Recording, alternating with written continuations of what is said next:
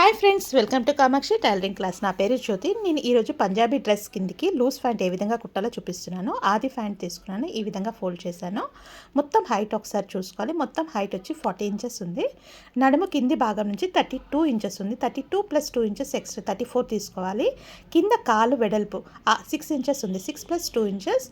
Seat మధ్యలో seat పొడవు వచ్చేసి 9 ఇంచెస్ ఉంది. 9 + 1 ఇంచెస్. నడుము హైట్ వచ్చేసి 10 ఇంచెస్ ఉంది. వెడల్పు కూడా 10 ఉంది. హైట్ వచ్చేసి 2 ఇంచెస్ ఎక్స్ట్రా తీసుకోవాలి. 12 ఇంచెస్ తీసుకోవాలి. ఈ విధంగా నేను క్లాత్ 2 మీటర్స్ క్లాత్ తీసుకున్నాను. ఫస్ట్ ఈ విధంగా ఫోల్డ్ చేసుకోవాలి.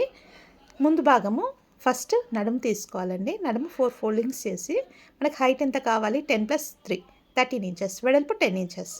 ఈ విధంగా తీసుకొని మనం ఫస్ట్ నడుము కట్ చేసుకోవాలి. ఈ విధంగా కట్ చేసి మధ్యలో జాయింట్ ఉంటుంది కదా, ఆ జాయింట్ కూడా ఓపెన్ చేసుకోవాలి.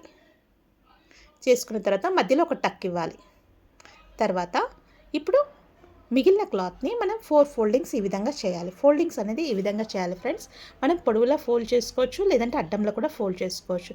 ఏ విధంగా ఫోల్డ్ చేసుకోవచ్చు. కానీ మనకు ప్రింటెడ్ క్లాత్ ఉంటే డిజైన్ని బట్టి ఫోల్డ్ చేయాలి. ఇప్పుడు మనకు ప్లెయిన్ కాబట్టి ఏ విధంగా వీలైతే ఆ విధంగా ఫోల్డ్ చేయొచ్చు. కానీ మనం ఒకసారి టేప్తో వెడల్పు చూసుకోవాలి. పొడవులో ఫోల్డ్ చేస్తే వెడల్పు ఎక్కువ, అడ్డంలో ఫోల్డ్ చేస్తే వెడల్పు ఎక్కువ చూసుకోవాలి. వెడల్పు ఎక్కువ తీసుకోవాలి. మనకు 32 + 2 ఇంచెస్ 34 కావాలి కదా. ఎక్స్ట్రా క్లాత్ని ఈ విధంగా స్కేల్ మార్కింగ్ 1 ఇంచ్ ఎక్స్ట్రా ఉంది, స్కేల్ మార్కింగ్ పెట్టాను. తర్వాత కాలు వెడల్పు, సీట్ వెడల్పు తీసుకోవాలి. సీట్ వెడల్పు 9 ఇంచెస్, కాలు వెడల్పు 6 ఇంచెస్, 2 ఇంచెస్ ఎక్స్ట్రా. ఈ విధంగా స్కేల్తో మార్కింగ్ చేయాలి. ఒక 2 ఇంచెస్ వదిలేసుకుంటూ మళ్ళీ మార్కింగ్ చేయాలి. ఒకటి కటింగ్, ఒకటి స్టిచ్చింగ్. మనము ఒక 1 ఇంచ్ వరకు ఈ షేప్లో డ్రా చేసుకోవాలి. సీట్ మధ్య భాగంలో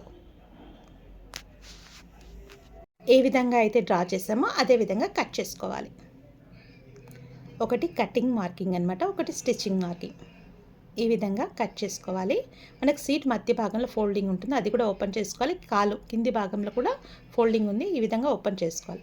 నేను బక్రం తీసుకున్నాను ఫ్రెండ్స్. బక్రం వచ్చేసి మన కాలు వెడల్పు ఏ విధంగా ఉందో అలా డబుల్ తీసుకున్నాను. బక్రము వెడల్పు వచ్చేసి 1.5 ఇంచ్ ఉంది. నాకు ఇంత వెడల్పు ఇష్టం లేదు ఫ్రెండ్స్, చిన్నగానే పెట్టుకుంటాను కాబట్టి నేను దాన్ని 2 ముక్కలు చేశాను. మీకు వెడల్పు ఎక్కువ ఇష్టం ఉంటే మొత్తం పెట్టుకోవచ్చు. ఈ విధంగా బక్రాన్ని మధ్యలో పెట్టి 2 టైమ్స్ ఫోల్డ్ చేసి ఈ విధంగా కింది భాగాన స్టిచ్ వేస్తూ రావాలి. మనకు బక్రం అనేది బయటికి రావద్దు ఫ్రెండ్స్. నీట్గా ఫోల్డ్ చేసి ఈ విధంగా స్టిచ్ వేయాలి. 2 టైమ్స్ ఫోల్డ్ చేయాలి క్లాత్ని. ఈ విధంగా స్టిచ్ వేస్తూ వచ్చిన తర్వాత కట్ చేసి రివర్స్లో కూడా నేను స్ట్రైట్గా 4 లైన్స్ స్ట్రైట్గా స్టిచ్ వేస్తూ వచ్చాను. స్ట్రైట్గా వేసేటప్పుడు ఫ్రెండ్స్ ఒక లైన్కి ఒక లైన్ టచ్ కాకుండా చూసుకోవాలి. అంటే మన కింది భాగము డిజైన్ లాగా కనపడుతుంది. మనము డిజైన్ అనేది ఏ విధంగా అయినా డ్రా చేసుకొని స్టిచ్ వేయచ్చు.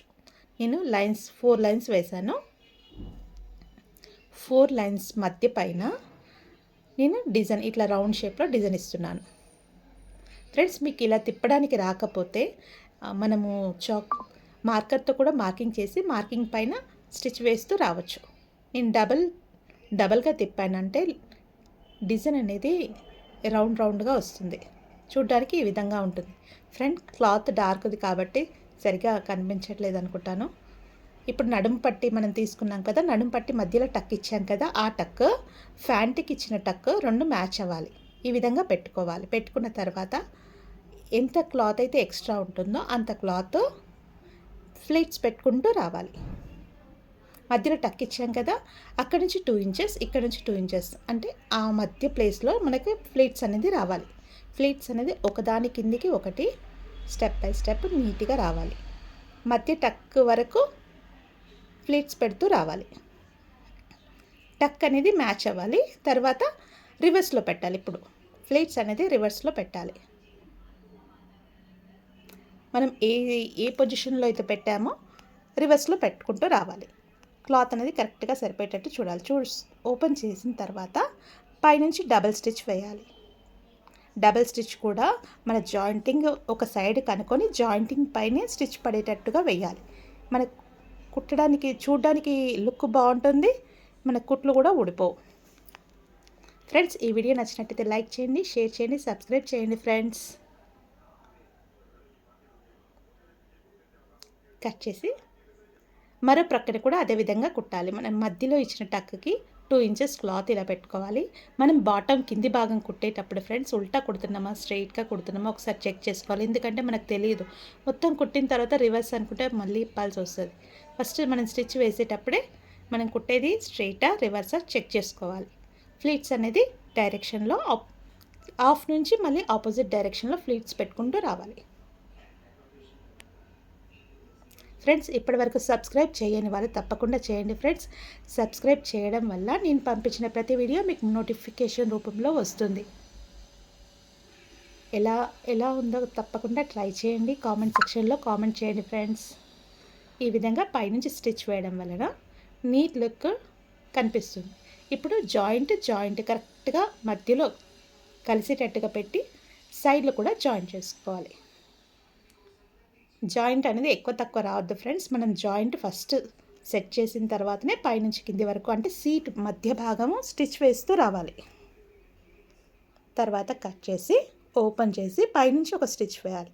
మనం ఏ స్టిచ్ వేసినా డబల్ స్టిచ్ కంపల్సరీ వేయాలి ఫ్రెండ్స్. డబల్ స్టిచ్ కూడా ఒక 1/4 ఇంచ్ వదులుతూ వేస్తే మనకు చూడడానికి డిజైన్ లాగా కనపడుతుంది. ఈ విధంగా స్టిచ్ వేస్తూ రావాలి. ఇప్పుడు సీట్ మధ్య భాగాన జాయింటింగ్ అయిపోయింది. మరో భాగాన మనము ఒక 2 టైమ్స్ ఫోల్డ్ చేసుకోవాలి. ఎందుకంటే నాడ కట్టుకుంటాం కదా ఫ్రెండ్స్. ఆ భాగంలో పోగులు ఇవ్వకుండా ఉండడానికి కోసం కింది భాగం వరకు స్టిచ్ వేస్తూ రావాలి. సన్నగా వేయాలి ఫ్రెండ్స్. 2 టైమ్స్ ఫోల్డ్ చేస్తూ మరో ప్రక్కన కూడా అదే విధంగా స్టిచ్ వేయాలి. ఇది నాడ కట్టే ప్లేస్ అన్నమాట. 2 టైమ్స్ ఫోల్డ్ చేస్తూ నీట్గా సన్నగా వేయాలి. ఇలా వేసిన తర్వాత మనము నాడ పెట్టుకుంటాం కదా ఒక 1 నుంచి 1.5 ఇంచ్ వరకు మనకి హైట్ని బట్టి ఒకసారి హైట్ చెక్ చేసుకోవాలి ఫ్రెండ్. మనకి మొత్తం టోటల్ హైట్ వచ్చి 40 ఇంచెస్ కావాలి. మనకు 40 ఇంచెస్కి ఎంత క్లాత్ ఎక్కువ ఉందో చెక్ చేసుకోవాలి. చెక్ చేసుకున్న తర్వాత ఎక్కువ క్లాత్ని మనం ఫోల్డ్ చేసుకోవాలి. 1.5 ఇంచ్ వరకు ఫోల్డ్ చేసుకోవచ్చు. ఒకవేళ క్లాత్ ఎక్కువ ఉంది అంటే 2 ఇంచెస్ కూడా ఫోల్డ్ చేయొచ్చు. ఈ విధంగా చెక్ చేసుకున్న తర్వాత నాడా పట్టి ఒక 1.5 ఇంచ్ నుంచి 2 ఇంచెస్ వరకు పెట్టుకోవచ్చు. ఈ విధంగా పెట్టుకుంటూ రావాలి. క్లాత్ అనేది క్రాస్ పోవద్దు ఫ్రెండ్స్. నీట్గా స్ట్రైట్గా కొద్దిగా సెట్ చేసుకుంటూ రావాలి. ఈ విధంగా సెట్ చేస్తూ స్టిచ్ వేసిన తర్వాత కార్నర్కి వెనక్కి ముందుగానే రబ్ చేయాలి.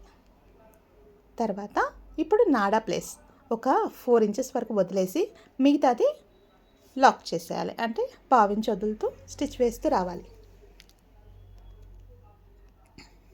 ఫ్రంట్ బ్యాక్ రబ్ చేయాలి ఫ్రెండ్స్. సీట్ కింది భాగంలో కూడా స్టిచ్ వేస్తూ రావాలి.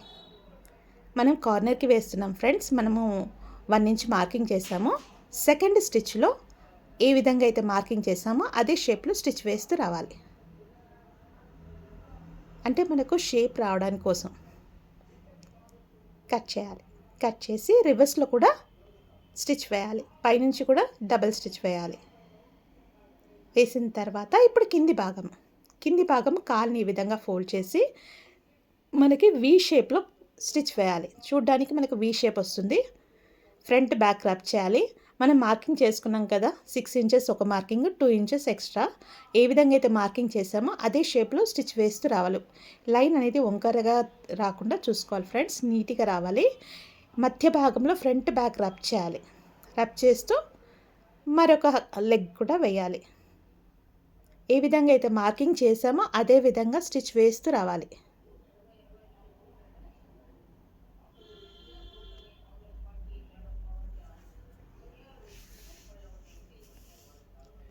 కొద్దిగా సెట్ చేస్తూ రావాలి ఫ్రెండ్స్. ఎక్కడ లాగొద్దు. ఒక్కొక్కసారి ఒక్కొక్క కాలు ఎక్కువ తక్కువ వస్తుంది.